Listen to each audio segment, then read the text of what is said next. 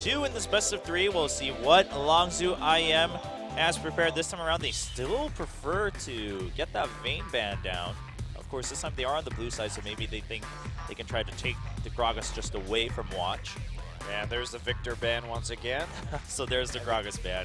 Wow, Gragas actually being banned by NaJin, so they wanted the LeBlanc and the Varus to be out of the hands of Incredible Miracle previously, but when they have to last ban that Kalista, yeah, they're going to get one of them.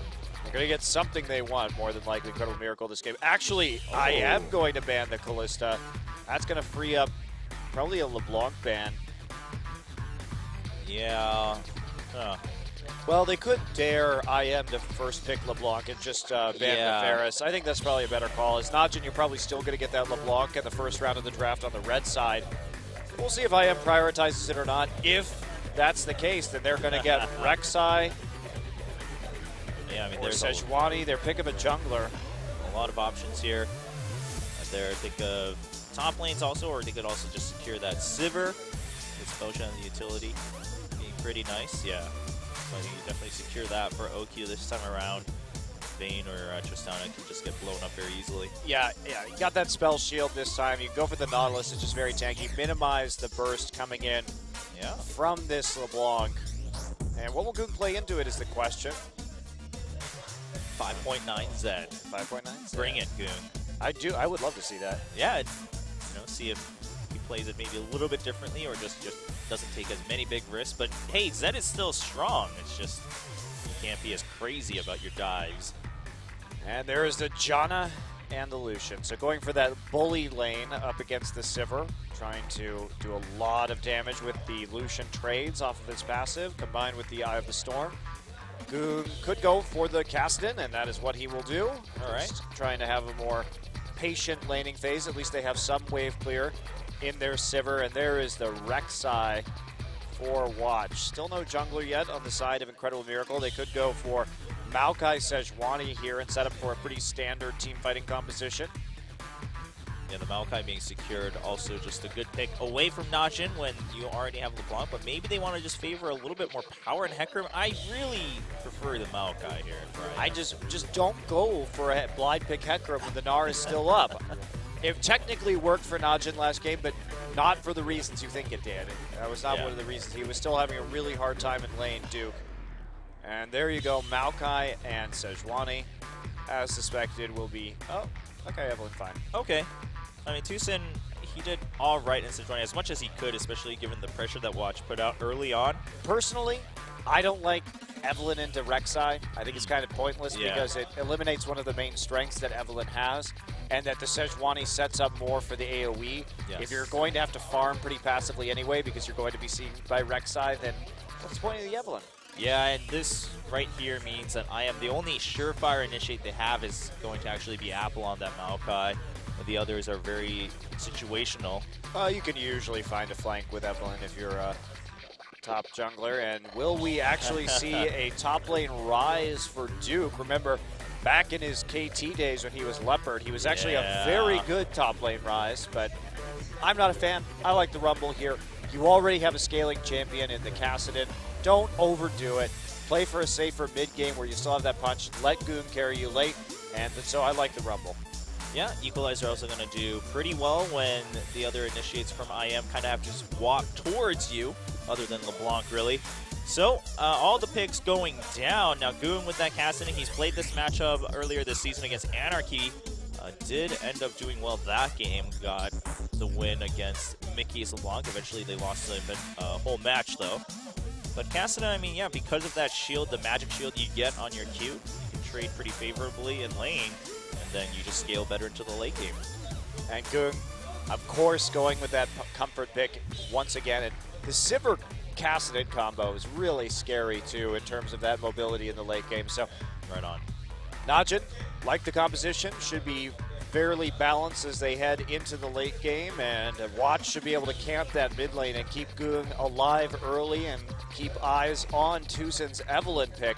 And just picking Ryze into this would have been so dangerous for Duke as well, because Ryze into Maokai, I mean, Maokai's just going to W you, and if the enemy jungler's there, you're dead. Yeah. He can dive you really easily. I'm just not a fan. So it should be standard lanes here if IM has their way. They wanted the lane bully lane of Janna and Lucian up against this Sivir. We'll see what they can do with it. And if Goon can survive the early game. All right, well, set number 2 loading into the game. Can IM tie it up after a disappointing loss in game 1? Let's find out as we head into Summoner's Rift.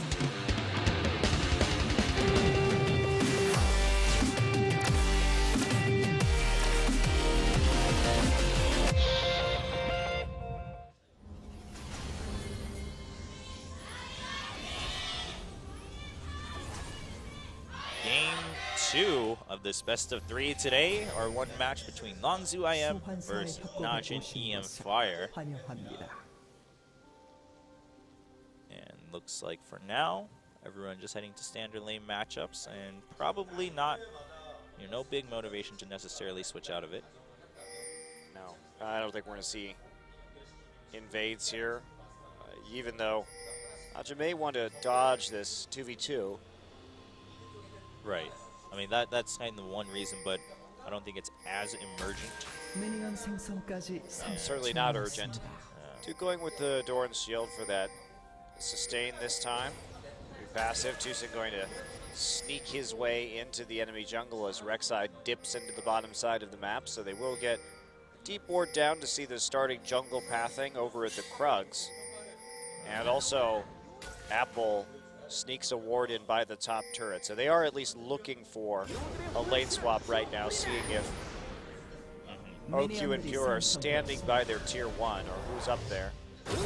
Man to watch, as always, as one of Watchy. the bigger. Yeah, came here to watch you. And Watchy is actually saying, like, I came here for that, so it's a play on words. Koreans love their puns, man. It's true.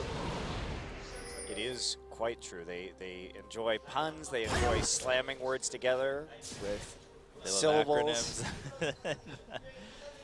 Like playing with their words, basically.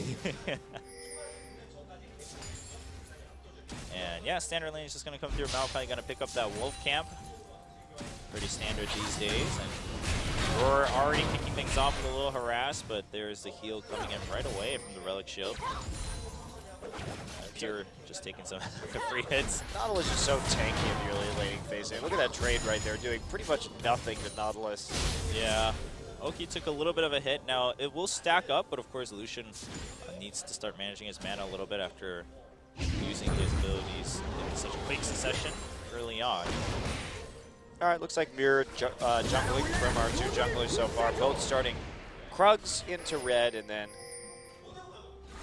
hopping over to the other side of the jungle. Now we start to see a little bit of difference right there. Apple did take the wolf camp already and TP into the top side for that very subtle advantage in terms of experience, but he's still getting shoved in. Now, Duke has to play this pretty carefully because here's the time where he's going to get hit by a gank as we see TuSin head up, start motioning towards the top side of the map, and it's very dangerous to play Rumble against this Maokai-Evelynn combo. We'll see if he's going to respect the 330 gank. Ooh, he's going all the way around, and Duke, I mean, yeah, he's staying behind the minion line, but he goes forward for a hit, and TuSin's going to get one hit first. They get the flash, and Apple's just going to be content with that.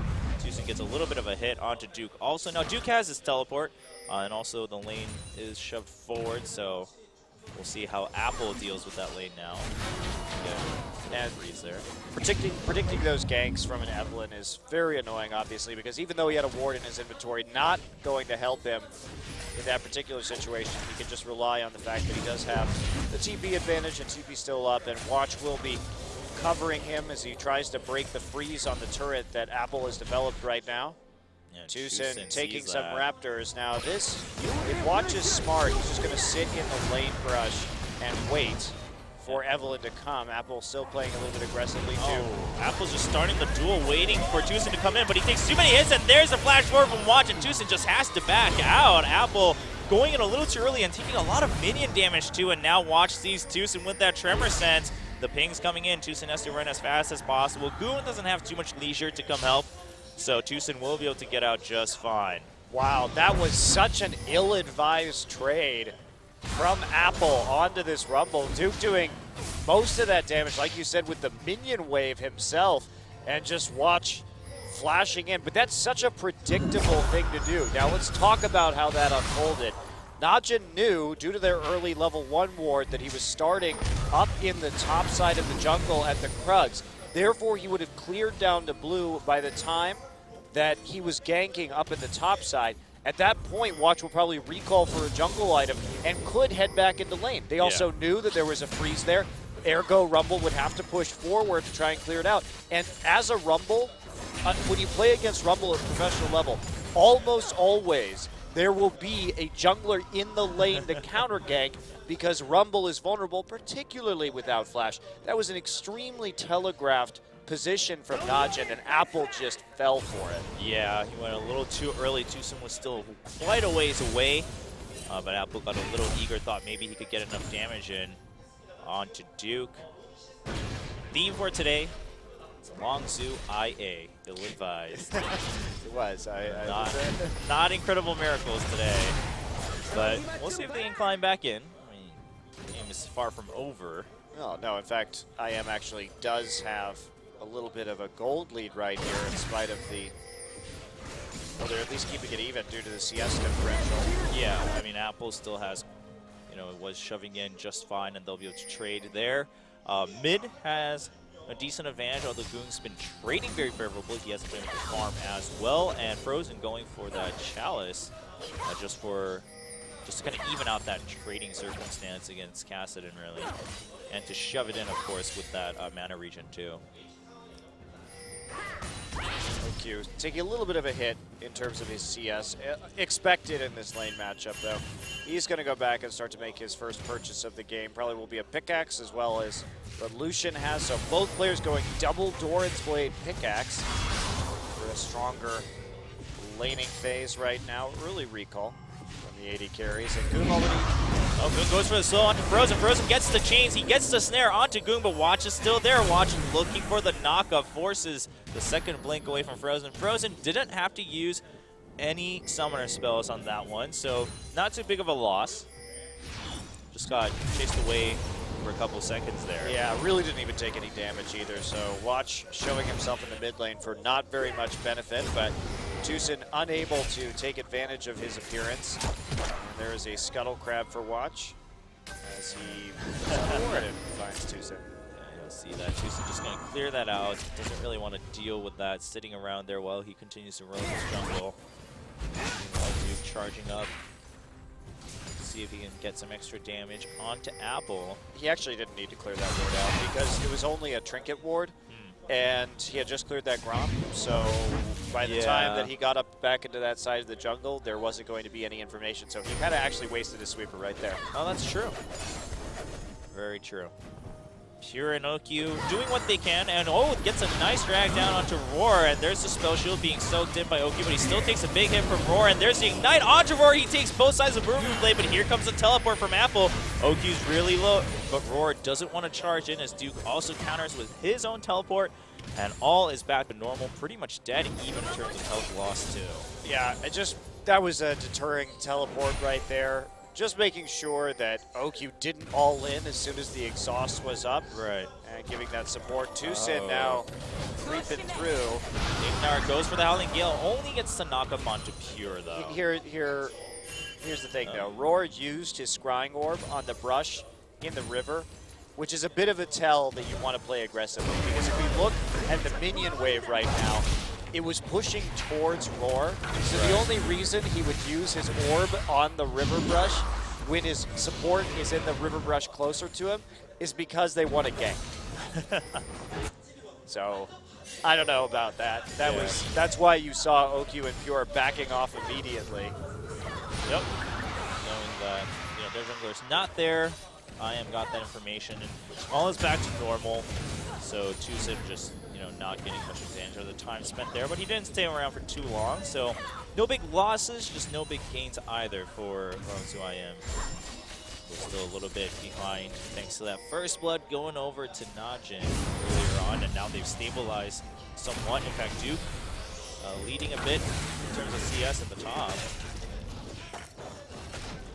No, LeBlanc in the mid lane, farming just fine, but still hasn't really been able to do much, and Cassidy with his changes, I mean, this is what he can do. He can actually buy himself enough time on his own without too much help from his teammates. Of course, he did get that game. You trade intelligently with your Q, and you're just not going to take damage in an AP matchup. And here is Watch just soloing out the Dragon right now while his dual lane is at base. Very curious timing. Well, there's the Howling Gale. It's going to come through. It'll get the damage, and Watch will be very thankful for that, as he didn't have Smite either. So wow, that was pretty risky. But he gets it. Wow. Okay. Well, I wouldn't have made that decision, but Watch actually gets away with it right there. No Smite. And his dual lane going down, so if literally LeBlanc had decided to pop over the wall or anything like that, sure, he had some wards to see that incoming, but there's definitely a play that Frozen could have made with double distortion and flash right there to take that Baron for sure, or the Dragon for sure. Yeah, Frozen's just been tied in this lane so much because of the way that Goon's been trading favorably and because of the pressure that Watch put out earlier. Frozen just not able to move around too easily, and of course the side lane's also just kind of being so dead even. No real openings or blatant openings for Frozen to make a play around the map. Yeah, it looks like Duke just dropping his ultimate to push it all the way back into the turret, and then standing right back in the lane. So not really sure why he dropped the equalizer right there. Maybe he just wants to dial up the pressure in the top lane and try and get Evelynn there. He does have a pink ward if she walks into the river. Yeah, the pink ward is spotted by both sides, so Tucson's going to gank. Be able to gank a different way all the way around, but pink ward was in mid too. And Watch comes in for a gank, gets the knock up onto Ignar. There is the ultimate from Janna. Pure takes a lot of damage from Roar. They have to use the summoner to heal, and Tucson charges forward a little too far, gets knocked up. There's the Ignite, and Pure will eventually go down as Roar now battles OQ, and he gets the double kill, flashes out, and Frozen's here. Watch will pick up that one. He gets chained, but Goong is now here, so Apple and Ignar both have to watch out. They're hungry for the kill onto Duke, and Frozen gets it. Can he come back and save Ignar? I think, oh no, he won't be able to, as Goong just blinks over the wall, gets the damage, and Watch picks up the kill. Wow, what a bloodbath there on the bottom side. Tucson and Frozen escape, but I mean, 3 for 3 in the end, traded out. So a lot of deaths coming through. Watch getting 3 kills now. Starting his killing spree ever since that first blood. All right, it's now time for Hex Drinker and Ravenous Hydra to this Rek'Sai. It's up to you to hard carry, Watch. Never really thought no sight stone where that might happen. Don't think it will today either. Goong taking some damage, especially after that fight. Frozen came back earlier into the lane, had a bit more advantage. Has a little bit more just damage and stats right now too. As Goong waiting to build up his ROA, should be able to get it after that killing assist that time. Oh yeah, absolutely. That's going to be a done item next time he recalls. Yeah, right and there it is. So a little bit early on that, thanks to the kill and assist, like you're saying, that he managed to pick up. Duke getting a huge minion wave in the top side. They're going to try and gank him right there. They know his flash is down. An equalizer is up for him, and Watch is right there. Yeah, oh, Duke puts the ward down, and nice find. Duke was very aware of that timing, and Watch is still there, so Duke trying to taunt them into a fight. But I am also not going to fight that. I mean, just what we're seeing again, and what we discussed before the entire match started, was Tucson not able to really do anything around the map. He's just farming, but even then he's not getting like a massive advantage in farm. He's not getting a massive vision advantage. It's just been very difficult in both game 1 and 2 for the jungler of IM. And it's surprising too, because Tucson has been top 10 on Korean solo queue even after his, actually it was prompted by his jungle transition. Yeah. He was able to climb up a lot in the rankings, but playing jungle in solo queue and playing jungle at the professional level are pretty different. Yes. As far as positions go in League of Legends, solo queue jungle is the least like professional jungling, because you really have to take in mind a lot more about compositions and timings than you do in the context of solo queue. Also, you're going to be going for a lot less carry items that you can get away with in solo queue. You have to play around tankiness and vision in the current meta. Pretty much everybody buying that Sightstone these days, so it's a very different beast. Yeah, I mean, it is hard. Respect to any junglers who may get high in the meta rankings, because it's hard to get there, but again, you make some very different choices in order to get there because it's hard. And in solo queue, if you're watched right now, you're building straight damage. For sure, because that's how you carry a game. Yes. And TuSin's going to get spotted by Watch. TuSin, the Raptor buff going to be popped, not going to be able to clear that ward. Not that it really matters too much for Evelyn. She'll be able to walk through that again anytime she wants. But what matters is that Watch kind of has tabs on this Evelyn, and TuSin still not able to do much. I mean, got those 2 assists because of that bloodbath in bottom lane earlier. But Roar really going for an aggressive build too, trying to finish this Ghost Blade now. Has a Brutalizer for that arm penetration early here. I don't know why you would lens that brush when you have a pink ward in it. Very good point. For a second, they confused me enough to think that that was like the enemy's pink ward, but... Oh, that was a lens from Frozen, so that makes sense. Okay, all right.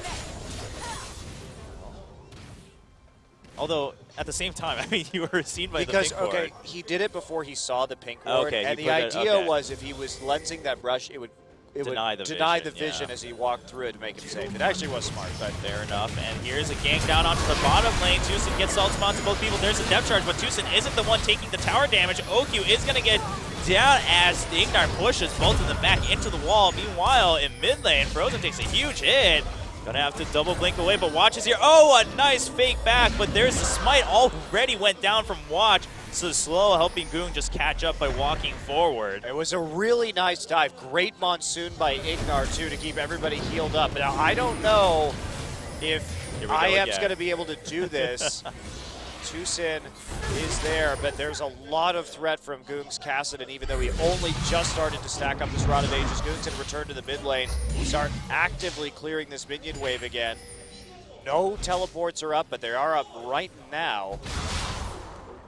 And so this time they won't go for it, but that means, I mean, NaJin gets the down low on that one. They say, all right, well, they backed off. They probably went home after those kills, after they got a little extra gold. So we'll just go ahead and take this free dragon. That'll be the second one for NaJin. TuSin running as fast as he can. It's not going to be fast enough as Watch gets the smite. That's really nice, too, because they chased them off of the dragon. I am not willing to commit to that with this Kassadin roaming around the outside and threatening. And instead, they trade 2 for 1 in terms of kills, but they lose the dragon. So NaJin really winning out in that trade when all is said and done. No more threat on that bottom side of the map either. So Duke's just going to be able to continue punishing Apple in the top lane, going up and increasing his CS lead slowly. They've got to do something about OQ, however. OQ actually, honestly, OQ in the Maokai lane is probably pretty good right now because he doesn't have any of that armor builds up yet to deal with him, and Duke can just sit under a turret and clear with Equalizer in the bottom lane if he has to. Yeah, that wouldn't be so bad, but NaJin not going for that just yet. Meanwhile, Frozen trying to still equalize here in this mid lane, and he's doing okay for himself, but because of that extra kill, Goong now ahead in terms of experience and stats. Got that needs the large rod, so the Kassadin 2-0-1. I mean, he can start. It's a great start for Goong, obviously. Getting those early kills on the Kassadin accelerates your power spike significantly. And got that early-ish Rod of Ages, only early by about a minute or so, but that minute matters quite a bit. Yeah, matters quite a bit when he's already halfway through his stacks right now, pretty much. Yeah. Ooh, if that had hit, or might have been caught by Watch also at that time. He did have Flash, though, so probably would have just resulted in a Summoner Spell blown. NaJin being very patient, though, now that they have a little bit of an advantage. Watch a little bit more leisurely about how committed he is to ganks, and he's going to see TuSin there also, so they're just going to back off as Watch was split off from Pure and OQ. Yeah, Watch knew that TuSin was there, though, I think with the Tremor sense, and then he's trying to wait for a counter gank, not going to get an opportunity because the ward right in the River Brush takes out another one with a pink that they have sitting in try, and just discouraging any further aggression, considering that Roar has picked up some kills already. TuSin just going to back off. Watch making sure to just get one last glimpse of where TuSin is headed, and then safely goes back to his own jungle, who's still constantly setting up his tunnels to run off to if he needs to join a team fight somewhere in the lanes. And Duke starting to really just punish Apple for this Maokai. Yeah, zoning him out constantly, making him very scared to go ahead and get CS, even when he knows exactly where Rek'Sai is on the map. Yeah, I mean, Duke alone can do a lot of damage to Apple at this moment. Putting down some wards here and there. Make sure to keep eyes on where Frozen is headed off to, because even if he can deal with LeBlanc well, LeBlanc can still go off and get kills elsewhere and ramp up just as well. Yeah, I love the Abyssal Scepter that Duke's getting to. Not only great for lane, but helping out Duke's damage also. Yeah, and just really making him even more of a threat than he already is this early in the game. Watch also getting a very fast Aegis with his 100% kill contribution so far. And that's going to be very useful against this LeBlanc. And, I mean, the Evelyn as well to a certain degree. So they're setting up nicely. I like the itemization that we see from NaJin e-mFire so far.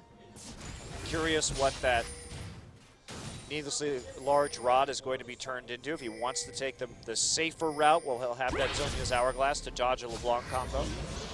Yeah, it could be. I mean, that will pay off a lot, especially if LeBlanc uses those spells on Cassidy. That means OQ is also just safe. So as Duke Watch finds Tucson, and he has quite a bit of an advantage. Goong showing up too. But Tucson just going to run off after getting rid of that slow. Now, the gold advantage, not that big. It's about 500 gold, but that means a lot for a team that's going to scale really well into the late game with this Cassidy. Yeah, I mean, IM obviously can scale pretty well too. They have Lucian and Maokai. But it's mostly about the dragon control. Yeah. More dragons keep going over to NaJin. And with another one coming up in a minute and a half, if they secure this one, we're looking at around 35 minutes clearing into 5 stacks of dragon for NaJin, assuming they get the rest of them as well, which is pretty early. So IM has to start thinking about the problem that they have in terms of the dragons, but with the big item power spikes like Watch has with the Aegis, it's very hard. Meanwhile, Tucson shows up at bottom for a little bit of damage. Frozen trying to trade with Goong, but he's both low in health and mana, so he needs to watch out. Goong, meanwhile, feeling a lot more comfortable in this game right now. Still shoving that up, and we do have Watch waiting in the Raptors right across, and he's just going to burrow in. Flashes, gets the knock up onto Frozen. There's the damage coming in from Goong. Goong still trying to chase after us. Watch has to get out from the tower range. Frozen blinks out again. Cassidy not going to get the slow this time. And oh, nice fake from Frozen. Dodges that scary dive. But they got the teleport right now, which means that Duke's going to be able to kill the top lane tower, or at least continue to drive minion waves to it. Maokai goes up there. They may have to give up this dragon, and they nearly got the turret in mid as well. So that ended up, in spite of no kill occurring, heavily in favor of NaJin. They didn't take damage. Now we have to see Roar in the mid lane just to clear it to make sure the turret doesn't die. And Apple here with 10 seconds left to drag. And not a whole lot to work with in terms of his map presence. Yeah, I mean, he just put down some desperate damage onto Duke, but Duke can just go home and teleport, and at that point, Apple can't even stop him. And of course, after that dragon, that tower is just a tickle away from being taken down. So NaJin should be able to transition right into that. NaJin set up really well to head into the mid game here in 23 minutes. Yeah, a little late. They may have overcommitted to that tower in mid before they went back. We do see the Hourglass now completed for Goong, so huge item spikes. Abyssal Scepter just finished. Locket finished. Zhonya's finished. Wow. Meanwhile, no tier 2 item yet. On to Frozen, so NaJin can absolutely own this next dragon. Yeah, Apple also had to run forward with those home guards just to make sure that he caught up to the dragon in time if NaJin went ahead with the teleport from Duke. But now, I mean, he's kind of stuck in a place where he has to commit to this dragon with his teammates as Goong goes on to Roar. Roar is now down to about a third health. Goong has been exhausted. A lot of damage coming in from the culling. Oki blocks a little bit for him, and that's enough for NaJin to say, all right, well, we still have the advantage because look at Duke. Duke is in the top lane, gets the tower. He's still farming away, still has that teleport. Apple now has to go home, and another potential dragon opening for NaJin e-mFire. And they got 2 towers in that as well. Goong got caught out a little bit, so IM just going to commit to this. Goog not there. Are they going to TP? TP's coming in. Comes in. He's going to go for the equalizer right away, but he's a step too late to block the Dragon. Can they get some kills here, though? There's a depth charge. It's going to go over the wall, and a nice equalizer. IM has to walk forward. They have to dodge a little bit. The Monsoon putting out a lot of heals. Pure not going to get the hook, and Watch takes a ton of damage, gets knocked up by the Howling Gale. There's a shield coming in for the Aegis of Legion, and Duke's just trying to put out some damage with the harpoons over the wall as Goong shows up. Everyone is so low, but he's a step too late to pick up a pentakill, except for, okay, Frozen will be able to blink out in time. Wasn't sure it was cooldowns there.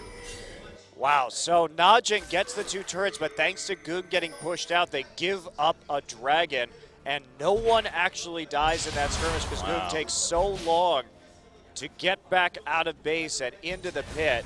So NaJin decides to engage this 4v5. Now, they want to keep them bottled up, and I think the mistake right here is Duke puts the equalizer straight back when he should have put it at an angle perpendicular to the mouth of the pit, just because they need to wait for Goog to get there. So holding it for a little bit longer, just trying to keep poking while they waited for Goog. That patience probably would have paid off for 3 or 4 kills for NaJin in the end. I do agree. I was a little surprised to see that go down. I mean, sure, you got the direct hit damage onto 3 people, but they just walked out of it. With Janna there, the move speed going to help them do that, and then the heal from the Monsoon completely negated that equalizer. So, NaJin not getting much advantage other than the earlier towers they got from that, but because of the towers, they're still ahead in gold by a somewhat noticeable amount.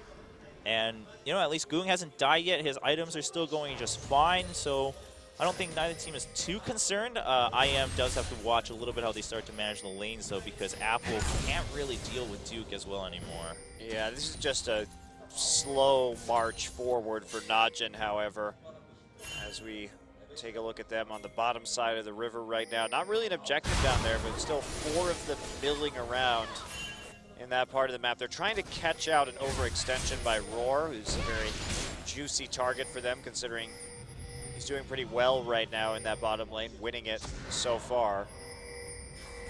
Got that Yo moves on top of the Infinity's Edge. Stack Shiv on the side for Oku to be able to clear when he needs to, on top of natural clear that Sivir has. So IM just all going to back up together. They do see Watch. And Tucson gets spotted a little bit at the end by Tremor Sense. Quite a bit of range on that one. And we're just going to wait until, either team finds an opening to pressure a fight that they can take on an objective and then transition into a bit of a lead there, or a little bit of catch-up on the side of Hangzhou. Yep. So we'll back off for now. This is really not too exciting for the next couple of minutes. Duke doesn't seem to want to push up very hard to take the fight to Apple in a split push situation. Yeah, I mean, he doesn't need to. He just has to wait until his teleport is also back up, and then when he still has his power, he should have his Zonias by then, and he farms as quietly and comfortably as he has been for the past minute or so. So Maokai finally finishing that Righteous Glory. Apple picking that one up, but still not too many other stats. So he's not the tankiest of guys. Will help quite a bit more in team fights because of the utility from that item. And just Vision Wars going back and forth, and that's how it's going to be for another 2 minutes or so. Yeah, Duke needs some more wards in the top side, though. You can't really go past the point that he's at now with just a River Ward and a Tri-Brush Ward. So I think NaJin could be making more of an effort to get deep wards in. OQ should have the wave clear to deal with himself down at this bottom lane tier 1 turret, especially with the vision they already have coming in. So more useful, I think, to start trying to control the top side of the map where NaJin's actually winning right now. Duke coming down into bottom, though.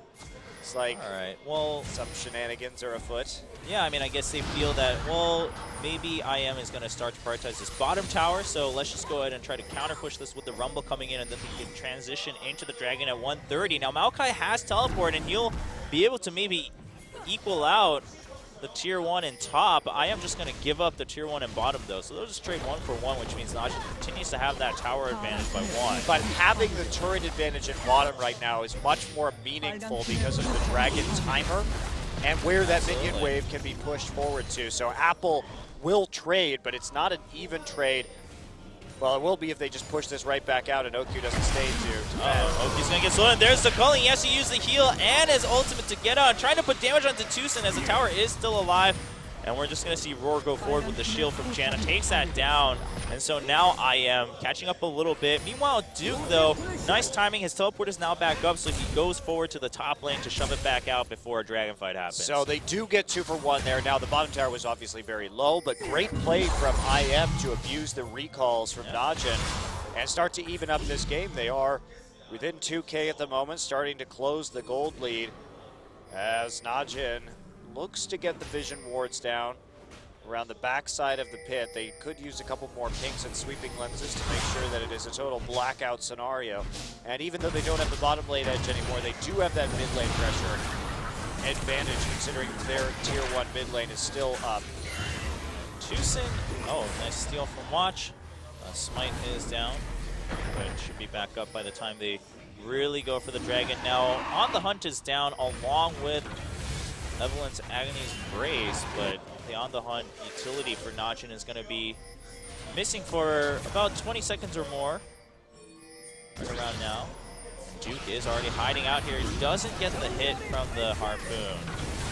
They're not going to be able to really start a fight, but they'll shove LZIM back to maintain that vision control. Everyone here. Roar, meanwhile, takes down the tier 1 in mid.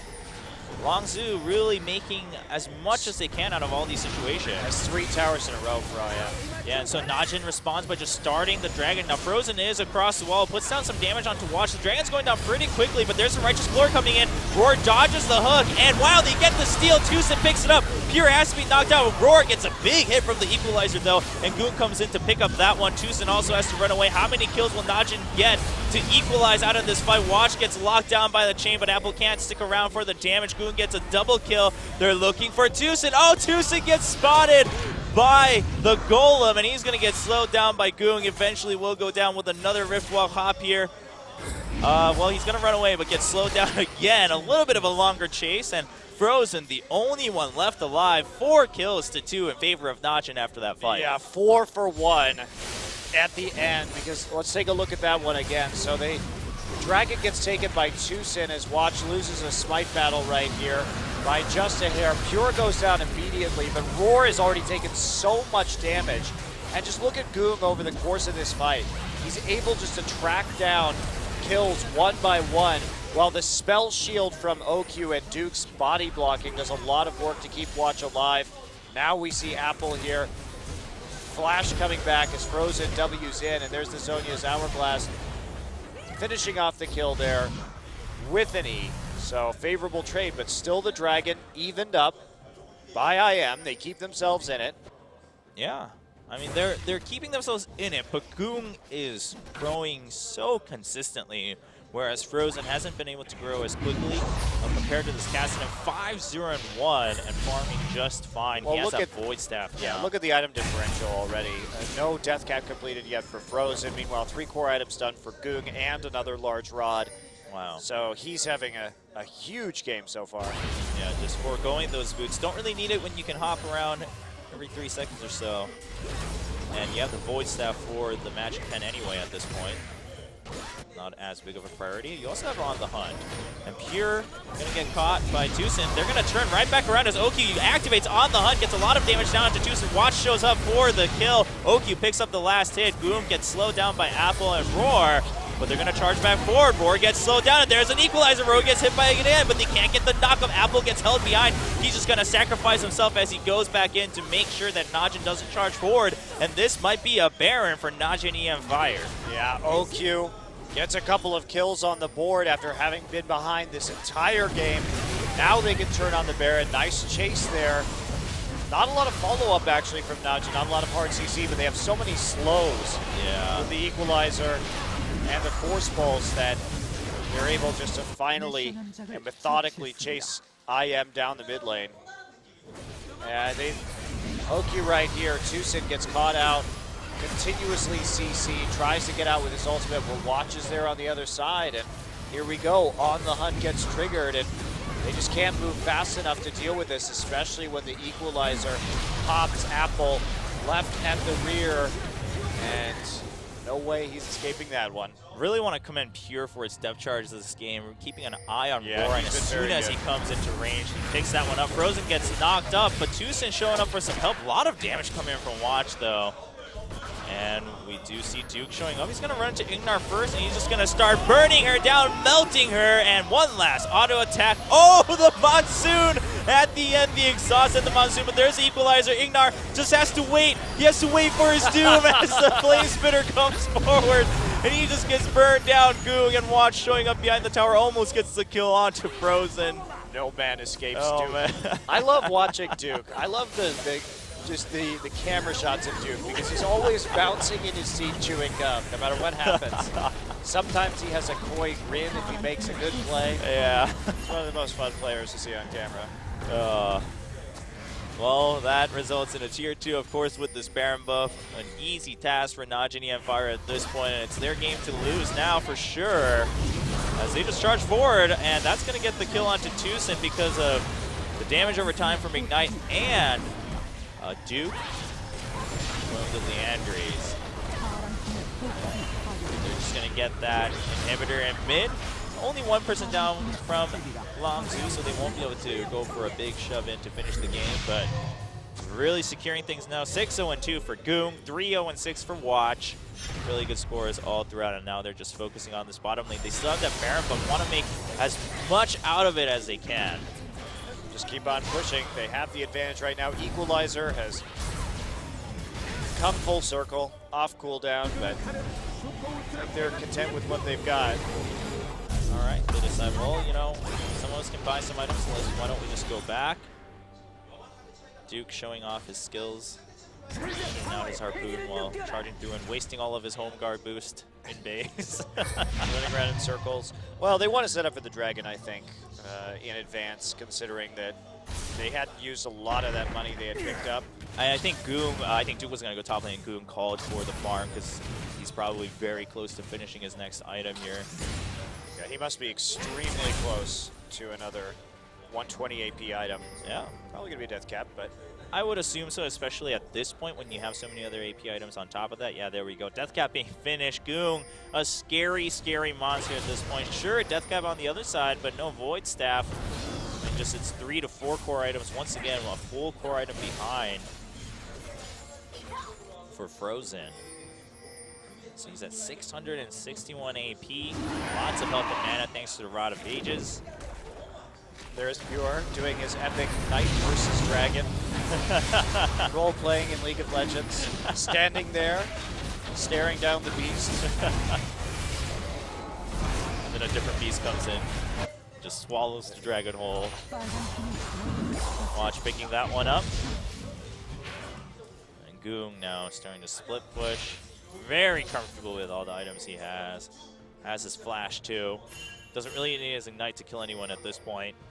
But Frozen, he saw Goong in the bottom side, so he's trying to see if he can get the jump onto Goong. He's thinking maybe I can at least get another spell out of him, but Goong gonna avoid that from now. He actually blinks forward into the red buff, and Frozen's waiting there. He sees him. Roar showing up in that bottom side of the map, and they're going to go onto Goong. Goong's going to get chained, and he gets chained down. There's the culling. There's the Zonias. Frozen escapes just in the nick of time, but Roar using that heal. Oh, the flash over the wall. Goong avoids imminent death. Goong's been caught out a couple of times this game, being in some rather dangerous locations, but he played around the pink ward well, flashing over the wall to a brush where he knew there was no vision to escape.